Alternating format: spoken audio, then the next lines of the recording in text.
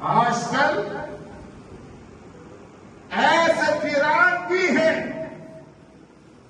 کہ اس کا نہ داڑھی ہوتا ہے، اگر داڑھی ہوتا ہے وہ بالکل شریعت کے خلاف. نماز میں وہ جماعت کے ساتھ نہیں ہوتے. نماز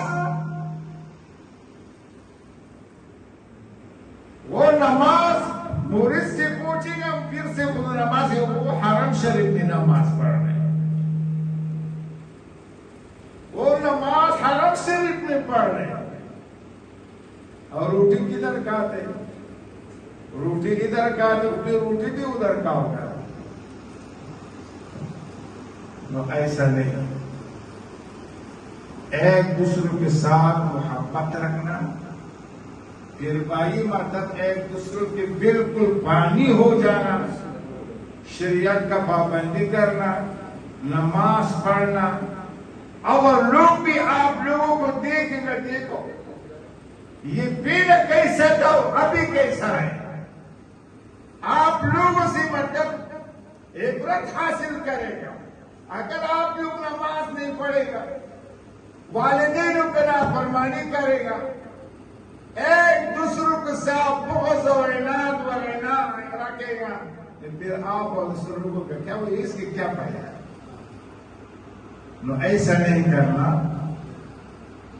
وقت کے ساتھ پابندی کے ساتھ صحبت میں آنا، ذکر کے لیے آنا، ایک دوسرے کے ساتھ محبت رکھنا.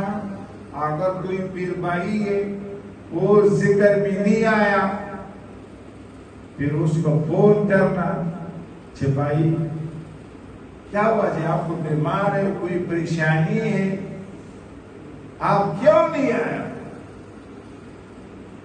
ہمارا ساتھ تو بہت فکر نہ چاہیے، کیا ہوا؟ تو اس کا بھی مطلب رغبت پیدا ہو جائے گا. اور ایک دوسروں کو ہاتھ مصافحہ کرنا، ایک دوسروں کو ہاتھ چومنا. ہاتھ چومنا یہ احادیث مبارکوں سے ثابت ہے. حضور علیہ السلام کا مبارک صحابہ کرام اس کا ہاتھ چوما، اس کا پاؤں بھی چوما. لیکن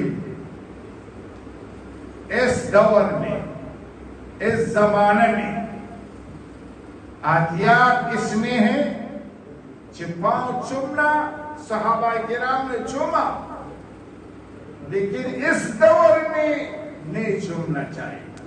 اس کا وجہ یہ ہے، دوسرا ظالم لوگ ہوتا ہے اس کا تصویر نکالے گا اور فوراً دکھائیں گے، او سیدھا انہوں نے مطلب مرید نے سیدھا کیا تھا پھر کو، اور یہ نہیں پتہ نہیں تو اس کا پاؤں چوما.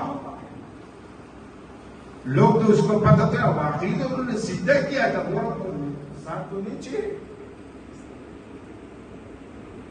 اگر یہ کوئی نہ ہو، کیمرہ سامنے نہ ہو، پھر اگر چومے گا کوئی مسئلہ نہیں. اپنا والدین کو پاؤں چومنا، ہاتھ چومنا. ایک صحابی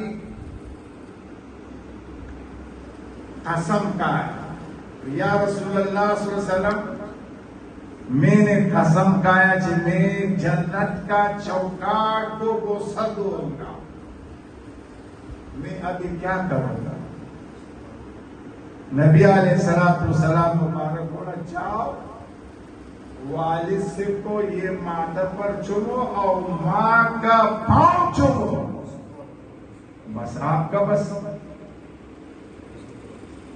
قسم سے خلاص ہو جائے گا.